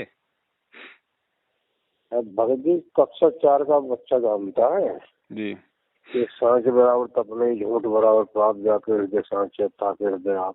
जानते ये भी हैं, हम। लेकिन भगत जी जानते ये भी हैं, ऐसी बात नहीं है। हम्म, ज्ञान हम्म, मैनेजमेंट को आप और हमारे से ज्यादा है। मैनेजमेंट कौन? हम्म, जो हम्म, गुरुजी के जो परिवार वाले हैं, हम्म, महेंद्र है, ये स्टेट कोऑर्डिनेटर हैं, ये कोई आज के थोड़ी जुड़े हम्म, हुए हैं। हाँ, सारनाम, ये कहते हैं कि हमें सारनाम मिला, तो सारनाम इन्होंने ऐसे थोड़ी प्राप्त कर लिया। हम्म, ज्ञान तो है इनको, हाँ, उसमें कोई दिक्कत नहीं भगत जी। लेकिन एक परमेश्वर की वाणी है कि जैसे गुरुदेव ने सत्संग में बताया कि भाई तुम लोग बार बार कहते हो कि भाई तन मन धन सब तेरा, तेरा तुझको अर्पण क्या लागे मेरा, कि परमात्मा सब कुछ हम्म, तेरा है, तन मन धन मेरा है, और ये तेरा तेरे को अर्पण परमात्मा, मेरा क्या लगे। हम्म, तो गुरु जी कहते हैं वो तो भाई खाली तुम 2 रुपए की अगरबत्ती हाथ में लेकर खाली फॉर्मेलिटी पूरी कर रहे हो, हम्म, लेकिन जिस दिन वो दोगे ना मेरा मुझे, हम्म, तो परमेश्वर कहते हैं कि तन मन धन सब मेरा, ये तो है ही मेरा, नालायक तेरा है क्या। तन मन धन हाँ, सब मेरा, लेकिन ये मेरा मुझको जिस दिन देगा तब कालजा पाटेगा तेरा। हम्म, तो ज्ञान तो हमने ले लिया परमात्मा से, लेकिन अब उस ज्ञान का जो परिचय था भगत जी वो देना बाकी था। हम्म, कि परमेश्वर, हम आपने हमें जो अनमोल ज्ञान दिया उसको हमने अपने हृदय में कितना समाया, हाँ, या फिर हमने उसको पाद की तरह जो अमल की उड़ा दिया ऐसे ही। हम्म, तो वो था भगत जी। तो इन्होंने ज्ञान तो सुना हुआ है, कोई दिक्कत नहीं उस चीज में, लेकिन उस ज्ञान को हम्म, भगत जी अमली जामा पहनाना, उसको अपने विचारों में समाहित करना, अपने चरित्र पे लागू करना, वो होता है असली ज्ञान को ग्रहण करना। बाकी तो कौन नहीं हम्म। सुन रहा ज्ञान। टीवी चैनलों पे सत्संग चल रहे हैं, पूरी दुनिया सुन रही है, लेकिन कितने लोग उन्हें मानने को आज तैयार हैं। अब हाँ, सही कह रहे हो भगत जी। 27 साल से गुरुजी सत्संग कर रहे हैं, और 27 साल से गुरुजी सत्संग करते करते अगर बीड़ी माचिस दारू वगैरह का अगर जिक्र नहीं करते तो मुझे नहीं लगता भगत जी जो बरवाड़ा है, जो पूरा शहर, वो भी आश्रम के लिए छोटा पड़ जाता। है ना, इतनी संख्या हो जाती। लेकिन परमेश्वर ने नियम कंपलसरी कर दिए, तो लोगों ने ज्ञान तो सुना लेकिन उस ज्ञान को अपने ऊपर लागू नहीं कर पाए कि भैया ये छोड़ देंगे तो फिर समाज में कैसे जिएंगे, रिश्तेदारों को कैसे खुश रखेंगे, अपनी मौज मस्तियां कैसे पूरी करेंगे। हैं, मेरा तो पार्टीबाजी करना बंद हो जाएगा। मेरा तो बहुत बड़ा ऑफिस है, मेरे को तो बड़ी बड़ी पार्टी में जाना पड़ता है, बॉस लोगों की बात माननी पड़ती है, मेरा तो धंधा फेल हो जाएगा। उसको अपने ऊपर लागू करने में जोर आता है भगत जी। और जिसने लागू अपने ऊपर कर लिया भगत जी, वो है उस परमेश्वर के ज्ञान को स्वीकार करना। सुनना अलग चीज है, ज्ञान को स्वीकार करना अलग चीज है भगत जी। अच्छा भगत जी एक बात बताओ जी, हम लड़के की शादी कर रहे हैं जी, लड़का अनुपदेशी है, लड़के की मम्मी भी अनुपदेशी है, और जो लड़के के ससुराली हैं वो राधा स्वामी वाले। और भगत जी शादी ये मान के चलो हमारी तो कोई मांग नहीं थी, पर वो जो कुछ देना उन्हें दे रहे हैं जी। अब इसमें जैसे का हमारे हम मिलाप होते हैं, वो करने हैं या नहीं हमें? देखो भगत जी बात ऐसी है, अब आपने पूछा तो दास आपको बता रहा है। आप अकेले उपदेशी हैं, ना बच्चा उपदेशी है, ना आपका अन्य जो परिवार है वो उपदेशी है, ना ही सामने वाली पार्टी कोई उपदेशी है। ठीक है, अब आप कह रहे हैं कि सामने जो लड़की का पिता है वो अपनी मर्जी से अपनी बच्ची को कुछ देगा, जो भी मतलब गाड़ी घोड़े गहना गाठी जो भी दे। अब इसमें दो बातें भगत जी। पहली बात तो ये है, आप परमेश्वर के बच्चे हैं और आपका परिवार यदि आपके कंट्रोल में है और शादी अगर आपकी देख रेख में हो रही है तो भगत जी आप उनको स्पष्ट मना कर दें, उनको पहले ही, शादी से पहले ही आप उनको स्पष्ट मना कर दें कि भाई देखो, मेरे घर में अगर आपने अपनी बच्ची को भेजना है तो मेरे घर में केवल सिंपल तरीके से आपने अपनी बच्ची को भेजना पड़ेगा। मेरे घर में परमेश्वर की दया से किसी चीज की कोई कमी नहीं है, 2 रोटी घर में बनती है, तो पहले आपकी बच्ची को खिलाएंगे, बाद में हम लोग खाएंगे। ठीक है, ये आपने भगत जी बोलना पड़ेगा, क्योंकि ये भगत जी विधान है परमात्मा का, आपने उसको बोलना पड़ेगा। और आपके अंदर भी ये भाव होने चाहिए कि वास्तव में मैं उनकी सुई भी ना लूं। ऐसा नहीं कि भाई आप अंदर से चाह रहे हैं और उसको बोल रहे हो, वो गलत हो जाएगा, क्योंकि मालिक अंतर्यामी है। आपने उनको बोल दिया, ठीक है, और बोलने के बाद भी यदि वो नहीं मानते हैं तो भगत जी चूंकि आपका पूरा जो परिवार है वो आपका अनुपदेशी है, फिर अगर आप ज्यादा जोर जबरदस्ती करेंगे तो आपकी फिर परिवार में नहीं चलेगी। ठीक है, तो ऐसी स्थिति में फिर आप जी को चुप हो जाना है। नहीं, हम तो चुप हो गए, फिर आप जी को चुप हो जाना। एक बात और बताओ, हमने वैसे मना कर दी थी उनसे कि मांग क्या तुम्हारी, हमारी मांग नहीं है 1 रुपए की भी। बच्चे की बात है, बच्चा हमें पसंद है जी, और जिसने लड़की दे दी उसने रख क्या लिया जी। ये भगत जी हमारी मांग थी। फिर दोबारा भी हमने कही, उन्होंने पूछा, मन की हमारी कोई मांग नहीं है, 2 लड़के आपका, 1 हमारा, 3 है बराबर के, कैसी समझ लो आप। अच्छा, तिवारा जब हम वहां से चले, मन की देखो ऐसा है, मेरे लिए कुछ नहीं करना आपको, ऐसे ही है। उन्हें पता नहीं है वैसे ये किसके उपदेशी है, और वो मानते भी नहीं भगत जी। अगर हम डायरेक्ट कह देते तो भगत जी शादी ना भी कर सकते 1%। का सोचना पड़ता है।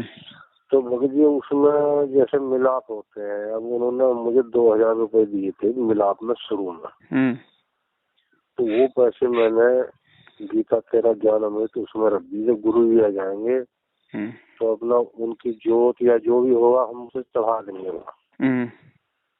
और भगत जी आगे के लिए हम उनसे मना कर देंगे, और मना कर दिया कि मिलाप ना करना, पैसों से हम वैसे मिलेंगे बिना पैसे के।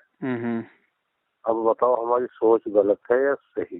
गुरु जी की कृपा। देखो भगत जी, जो फर्स्ट टाइम आपके साथ जो हुआ, 2000 रुपए उन्होंने आपको दिए मिलाप के समय, हाँ। वैसे तो वो परमेश्वर की मर्यादाओं के खिलाफ है, क्योंकि परमात्मा इन रस्मों रिवाजों को, जो ये फालतू की जो रीति रिवाज है, परमेश्वर इनको जड़ से समाप्त करना चाहते हैं।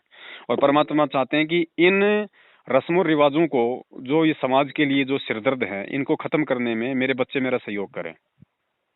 लेकिन आपने, अब आप जी समझ सकते हैं कि आपसे ये परमात्मा की मर्यादाओं में त्रुटि हुई है। हैं, लेकिन भगत जी जो पहली गलती होती है, वो माँ बाप भी अपने बच्चों की जो हमल की प्यार से उसको डांट के उसको क्षमा कर देते हैं।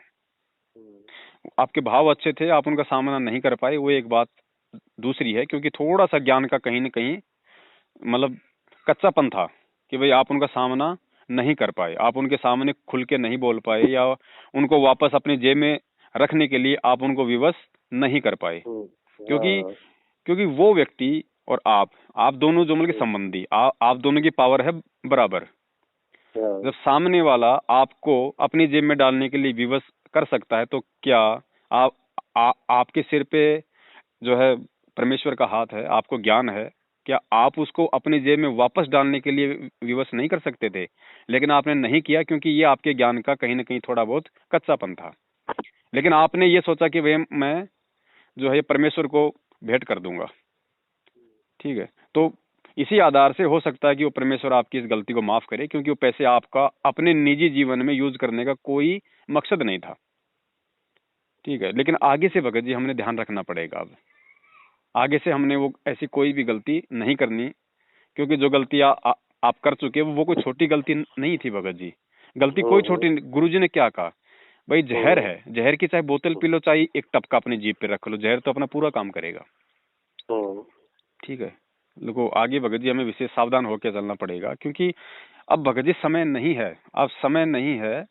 अब परमात्मा तो चाहते हैं कि अब जैसे आप हैं भगत जी, आपका बच्चा अगर गलत लाइन पे चल पड़े और आपको मालूम पड़े कि मेरे इतने समझाने के बावजूद भी, मेरी इतनी कोशिशों के बावजूद भी, इतनी अच्छी शिक्षा देने के बाद भी मेरा बच्चा किसी की कुसंगति में पड़ के बीड़ी पी रहा है, शराब पीना शुरू कर रहा है, सोचो आपकी आत्मा में भगत जी, आपके दिल पे क्या वो मतलब वो गुजरेगी, है? अब सही कह रहे हो भगत जी, है कि नहीं? छोटी सी वो कोई, हाँ जी बोलिए। कमी थी मेरे अंदर, जी आपसे बताइए जी।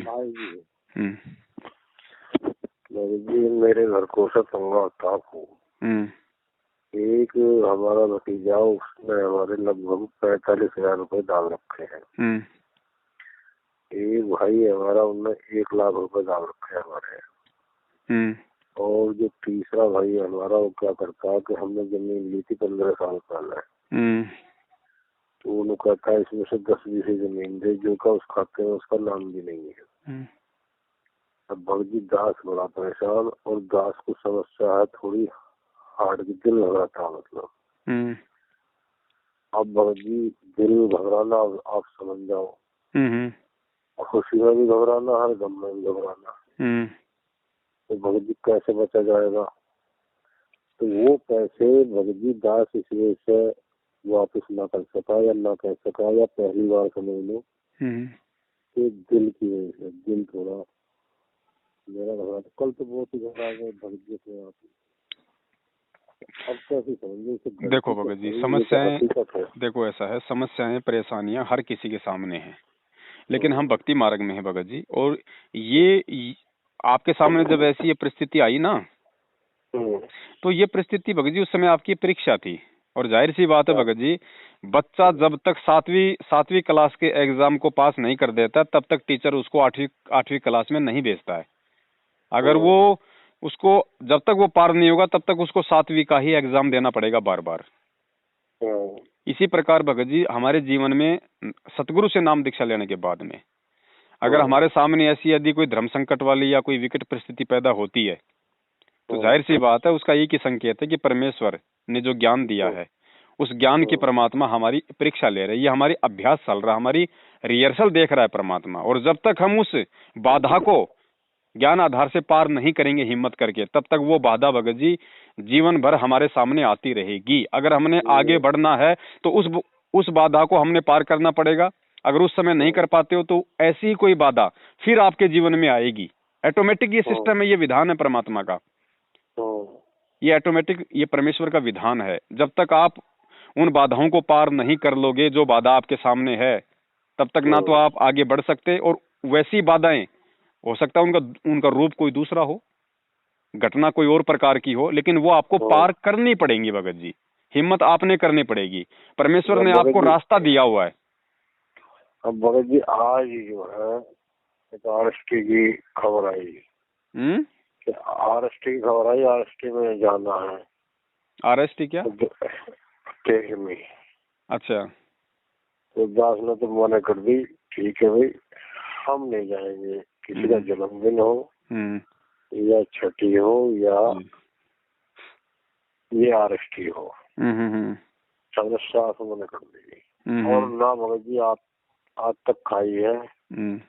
हम जबरदस्ती पिताजी की आरएसटी हुई थी तो उसमें मजबूरी हो गई थी, वो भी इनसे समिति वालों से पूछ के तब कुछ खा लिया था हमने कि 5 भाई हैं हम, 4 डट गए कि भी आरएसटी करो। तो भगत जी हम भी मजबूर हो गए। 2017 की बात है भगत जी। भगत जी मजबूर हो गए, हमने गन्ना गिर दिया उनके नाम पर। हम पैसे देते तब भी हमारे दब गए थे, ना देते तब भी दब गए थे। वैसे लड़का है हमारा जो घर का मुखिया दास ना है,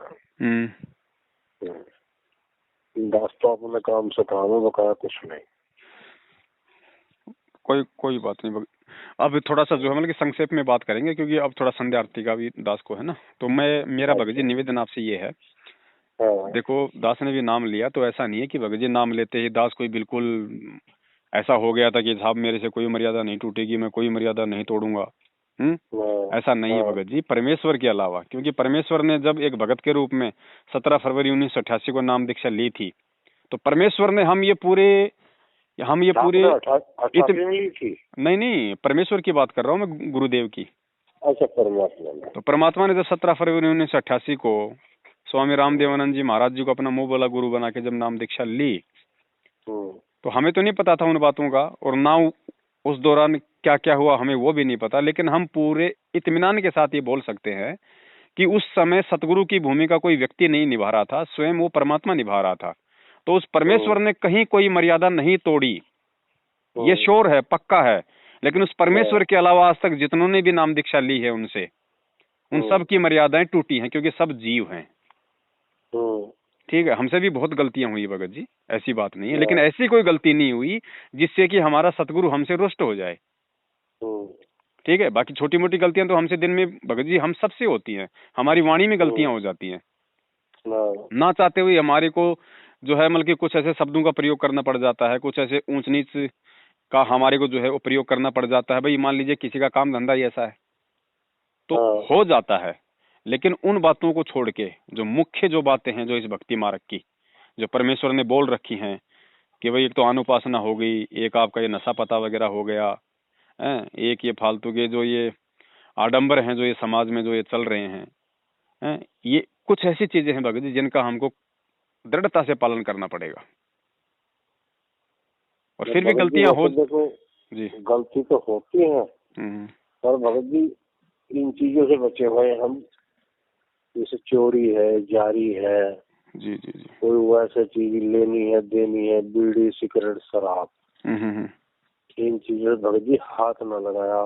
जैसे दारू में तो भगत जी 25 साल पहले की बात है या 27 साल पहले कभी पी होगी, उसके बाद तो छुई भी ना। जी, अब जब से नाम लिया भगत जी बीड़ी वाली कहते तो नाम लेने से पहले उसी टाइम छोड़ दिया, त्याग दिया। जी जी, कोई मतलब नहीं है। तो भगत जी ये तो मर्यादा हमारी चल रही है, पर जो त्रुटि हो रही है ही हो रही थोड़ी। देखो ये हो रही है ना भगत जी, ये सारी जो त्रुटियां हैं, ये जो घाव हैं, ये परमेश्वर के ज्ञान से भरेंगे। जैसे जैसे हम इस भक्ति मार्ग में आगे बढ़ते जाएंगे, परमेश्वर के सत्संग सुनते जाएंगे, तो धीरे धीरे ऑटोमेटिक हमारी जो आत्मा है भगत जी, क्योंकि आत्मा की खुराक परमेश्वर ने सत्संग को बताया। ठीक है, तो सत्संग के सहारे से ही, और जो साध संगति है, जो भाई बहनों से जो आध्यात्मिक विचार विमर्श हैं, एक दूसरे से कोई सलाह मशवरा है, क्योंकि सभी भगत सारे सत्संग नहीं सुन पाते, इसलिए परमेश्वर ने साध संगति को जरिया बनाया कि जिन्होंने सुन रखा है वो अपने दूसरे भाई बहनों का समाधान करे, वो उनकी हेल्प करे। ठीक है। तो इससे धीरे धीरे भगत जी ये जो छोटी मोटी जो हम जो गलतियां कर रहे हैं या हो जाती हैं, ये भी धीरे धीरे सब कुछ बंद हो जाएंगे ऑटोमेटिक। आपको मालूम ही नहीं पड़ेगा कि मैंने ये गलतियां करनी, मैंने ये कब छोड़ दी, आपको याद ही नहीं आएगा। है कि नहीं? बहुत सारी चीजें हैं भगत जी, ये सब देखो धीरे धीरे रेमन हुआ, धीरे सब कुछ हो। ऐसा नहीं है कि साहब मेरे से गलतियां हो रही है तो मैं भगत नहीं हूँ। भगत होना एक बात अलग है। अगर मैं गलतियां करने से बाज नहीं आ रहा हूँ तो मेरा ऐसा कोई कुसंस्कार है, लेकिन इसका मतलब ये नहीं कि मैं अपने मन में निराश हो जाऊं या मैं हताश हो जाऊं कि यार मैं तो भक्ति के लायक नहीं हूँ, वो भगत देखो वो कितना अच्छा है। लेकिन आप उस भगत के पिछले जन्म के भक्ति संस्कार नहीं देख पा रहे हो, क्योंकि सबके समान भगत जी नहीं होते हैं। आज अगर कोई गरीब है या कोई अमीर है तो गुरु जी का भगत, तो गुरु जी ने क्या कहा कि भक्ति वाले संस्कार तो उनके बराबर हैं, जिस कारण से परमेश्वर ने दोनों को अपने शरण में ले लिया। लेकिन कोई अमीर है कोई गरीब है तो पिछले जन्म के उसके दान धर्म के 500 यज्ञ के संस्कार अलग अलग है। तो छोटी मोटी गलतियां भी इस परमेश्वर की शरण में पड़े रहने से ही, उनसे माफी मांगते रहने से ही हैं, और इस ज्ञान को आधार बना के चलने की कोशिश करते रहने से ही धीरे धीरे समाप्त होंगी। और एक समय ऐसा आएगा भगत जी, एक समय ऐसा आ जाएगा जब परमेश्वर ने कहा कि जब इस पृथ्वी पे हर जगह आपको भगत मिलेंगे, हैं, हर जगह आपको परमेश्वर की जय जयकार लगाने वाले मिलेंगे, जाओगी वहीं पे आपको सत्साई बोलने वाले मिलेंगे, जिस भी ठेले पे खाना खाओगे उस पे सत्साई फास्ट फूड सेंटर संत रामपाल जी महाराज जी टिफिन सेंटर लिखा होगा। तो कौन आपकी मर्यादा तोड़वाएगा? क्यों आप मर्यादा तोड़ोगे? है ना? लेकिन उस समय तक हमने भी बहुत सोच समझ के चलना पड़ेगा। भगत जी आप ये कहोगे जान बचानी भारी हो रही है, अभी वो समय आना बाकी है। आप जो शब्द बोल रहे हो ना, जान बचाना बाकी है, वो समय अभी आना बाकी है भगत जी। उस समय तो फिर जी एक सेकंड भगत जी, हमारे घर के ही दुश्मन हैं पक्के वाले। गुरुजी ने एग्जाम्पल दे तो दिया बिना बोले, भाई बिना बोले परमात्मा ने उदाहरण दे तो दिया। अपने ही होते हैं भगत जी। अपने पराये का जो मालूमात होता है वो इस सतगुरु की शरण में आने के बाद ही मालूम पड़ता है, वरना हम तो उन्हीं पे जान छिड़कने को तैयार रहते हैं।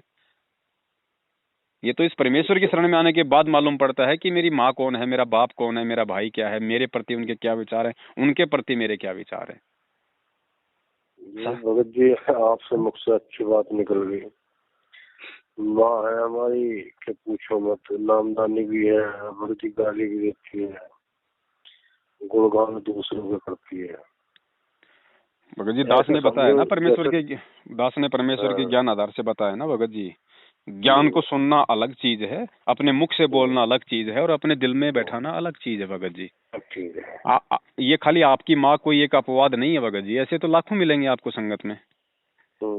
ऐसे तो आपको वो सारनामी लोग भी मिल जाएंगे जो 20 साल से जुड़े हुए हैं। माता जी तो अभी जुड़ी होंगी, वो 14 में जुड़ी थी। तो माता जी का दोष नहीं है भगत जी। माता जी और आपके भी तो पिछले कोई ऐसे संस्कार होंगे ना, आज तभी तो आपकी माँ बनी है, आप उनके बेटे बने हो, तो हमारे ऋण संबंध तो है ही। अब वो ऋण संबंध है किस प्रकार के, क्या पता आज माता जी आपके साथ में जिस तरह का व्यवहार कर रही है आपने उससे भी बदतर किया उनके साथ में। ऐसा है भगत जी। तो यही सोच के बस सहन कर लो कि भैया इसके कर्म इसके साथ, मेरे कर्म मेरे साथ, मैं तो हमेशा नेकी करूंगा, ये बदी करे तो करे, ये अपना पाएगी मैं अपना पाऊंगा। बात सही है भगत जी, अलग रहती है, कोई बात ना, केवल बुराई करनी है मुंह से। कोई बात नहीं भगत जी, परमेश्वर कहते हैं सत्संग में कुतिया बली। एक मालिक की एक वाणी है, मेरे ध्यान नहीं आ रही, कि सत्संग में कुतिया बली जो सुने हरि को नाम है, और ऐसे ही कुछ वाणी है, 1 मिनट रुको, परमेश्वर। हाँ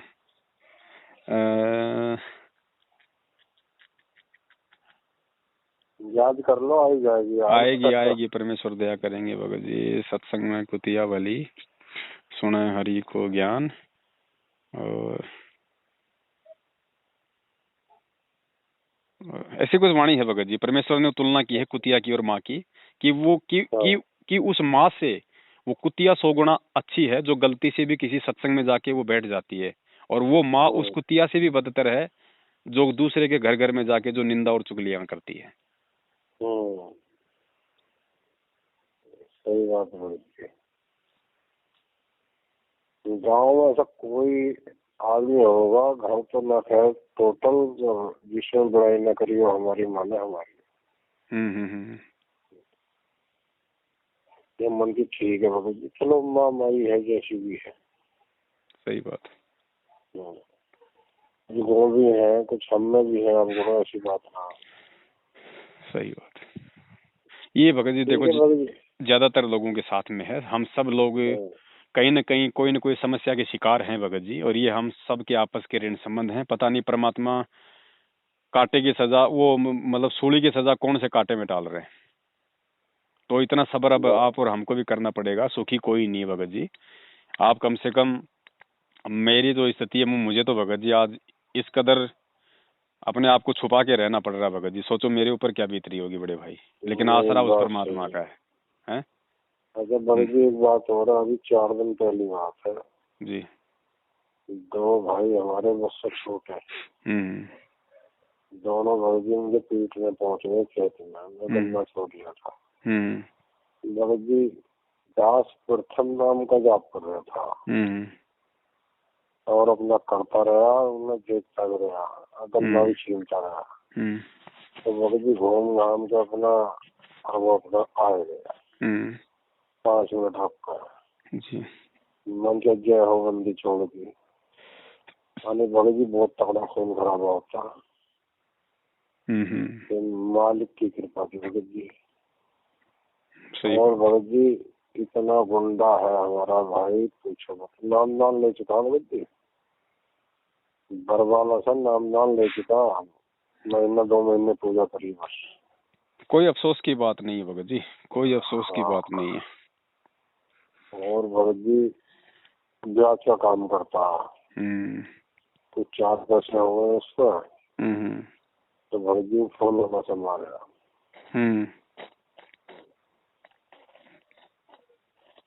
समझ सकता हूँ भगत जी। मैं तो इन सब चीजों का भुगत भोगी हूँ भगत जी।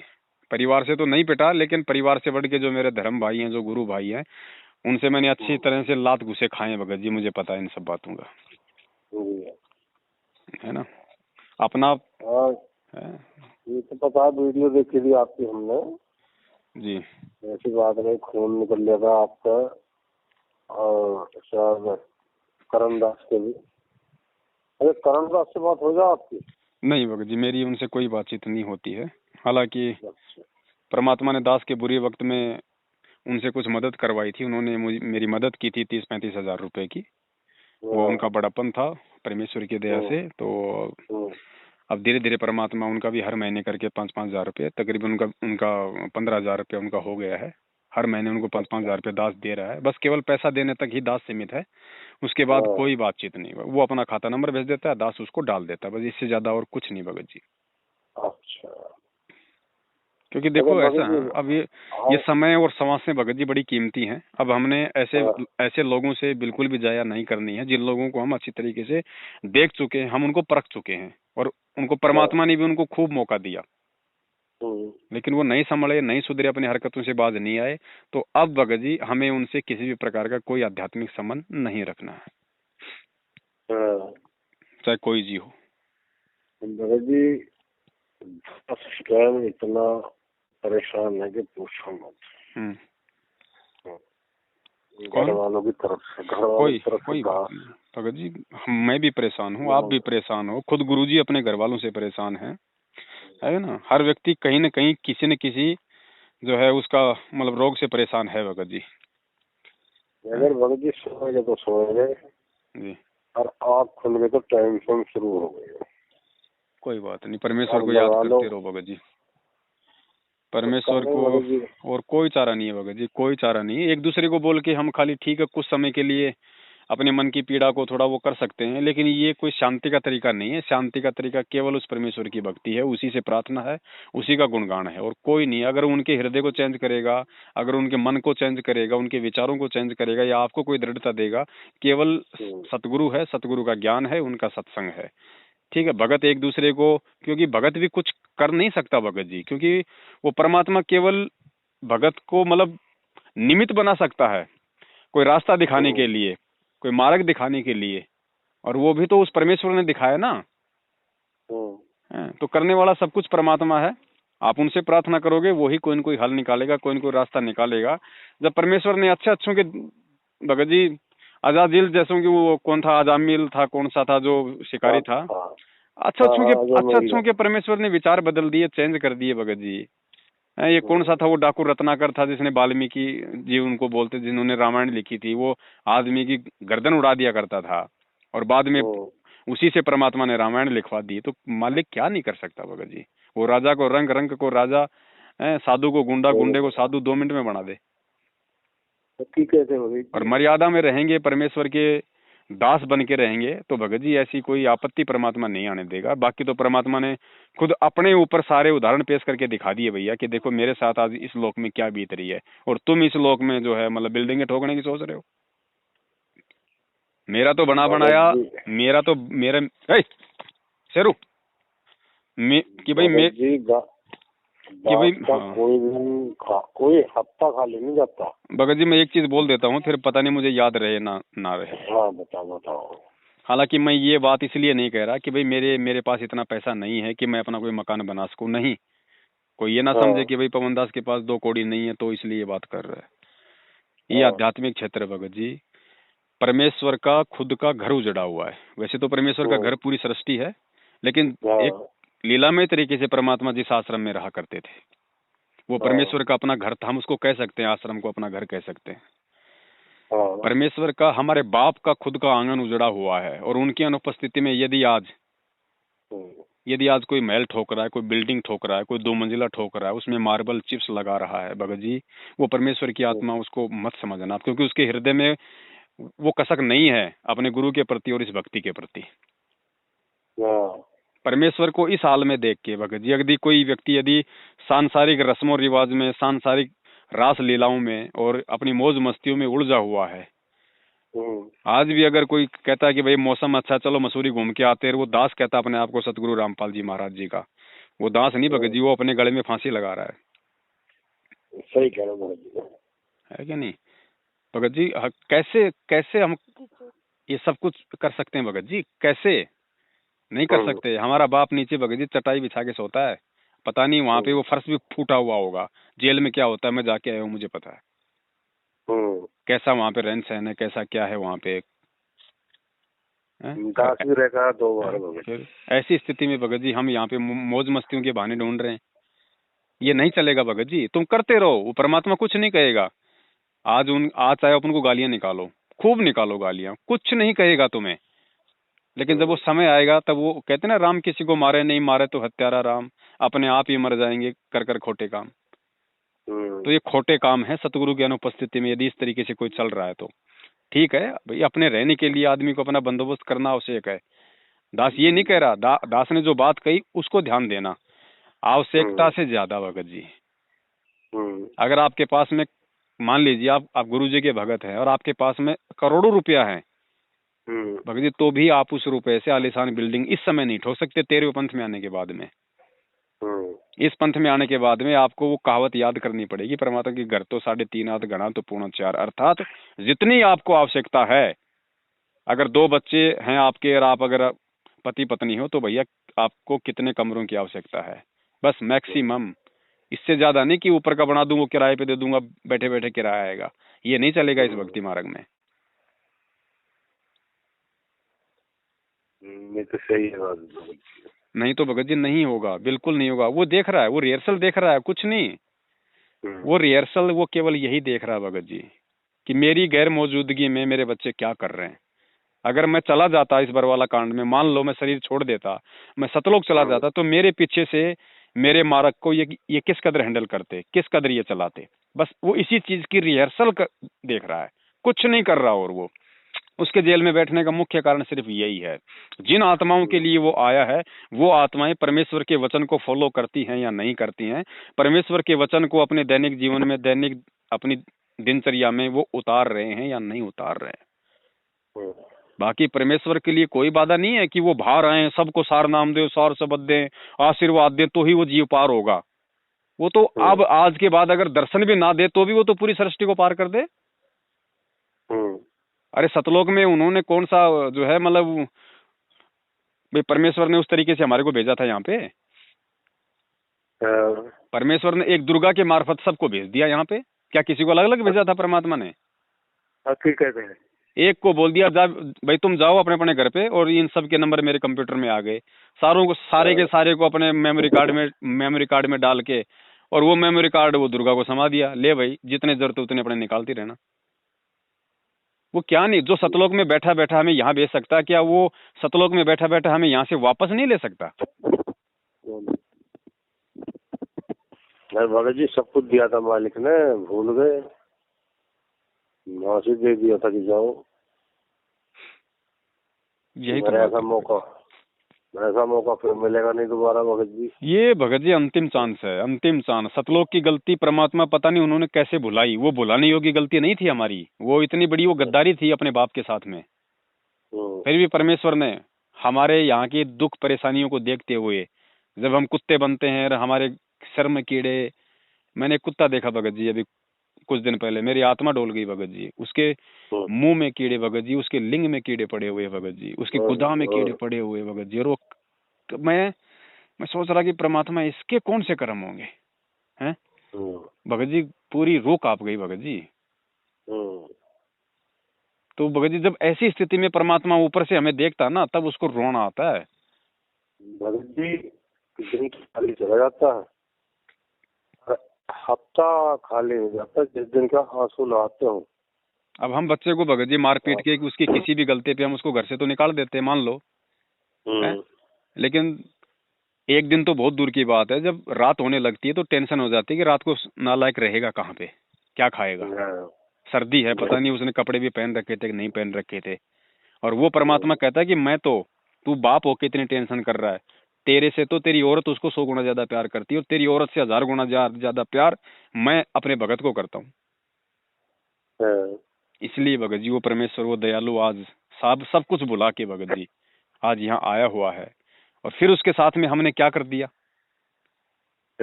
और फिर हम क्या कर रहे हैं आज? 27 साल हो गई भगत जी, क्या कभी उन्होंने जिक्र किया परमेश्वर ने गंदी राजनीति का अपने सत्संगों में, अपने विचारों में किसी को आदेश दिया? नहीं किया भगत जी ना। अरे जो आदमी आज ये कहता ना कि भगत जी शादी आ गई है, भात आ गया, छूचक आ गया है, भगत जी मैं जाऊं कि नहीं जाऊं, ये बहुत बड़ी कमजोरी है उसकी बोलना। अरे मुझसे क्या बोल रहा है भाई? अपने तू जिसको अपना हीरो मानता है, जिसको अपना गुरु मानता है, जिसको अपना आदर्श मानता है, उसका जीवन देख। क्या तेरा गुरु तू जब से अपने गुरु को जानता है, क्या जब से तू अपने गुरु को जानता है, क्या तब से तेरी नजर में ये आया या सुनने को आया कि तेरा गुरु किसी के बात में गया हो, तेरा गुरु किसी की शादी में शिरकत करने गया हो, तेरे गुरु ने कभी कोई पिंड भरे हो? हालांकि अगर वो कर भी दे तो दोष उस पर नहीं लगेगा, क्योंकि वो परमेश्वर है, वो कर्मों से दूर है। लेकिन फिर भी वो हमें शिक्षा देने के लिए कि जैसा गुरु करेगा वैसा ही तो चेला करेगा। अच्छा भगत जी, ये पिंडों की बात आती है, तो पिंडों में ये तो उपदेशी के लिए है, अनुपदेशी के लिए तो कुछ भी करो। जगत तो कर ही रहा है, हम उसको क्या बोल रहे हैं भगत जी? जगत के लिए थोड़ी नियम है, वो तो गुरु जी कहते हैं जो बच्चे का स्कूल में एडमिशन होता है नियम उसके ऊपर लागू है, बाकी चाहे गधे पे बैठ के घूमो बाहर, टीचर थोड़ी कुछ बोलेगा उसको। हकीकत है। तो हम परमेश्वर के आध्यात्मिक स्कूल में भगत जी, ये नियम हमारे ऊपर होंगे। ये बिल्कुल सही कह रहा हूँ। हालांकि परमेश्वर ने गरीबदास जी महाराज जी की वाणी का हवाला देते हुए कहा है कि भाई ये पिंड दान करने से उसकी जो मन की भूत योनि छूट जाती है। लेकिन ये जगत वालों के लिए है, भगतों को जब भूत बनना ही नहीं तो काहे की पिंड भरने, काहे की योनि। हकीकत है ये सच्चाई है।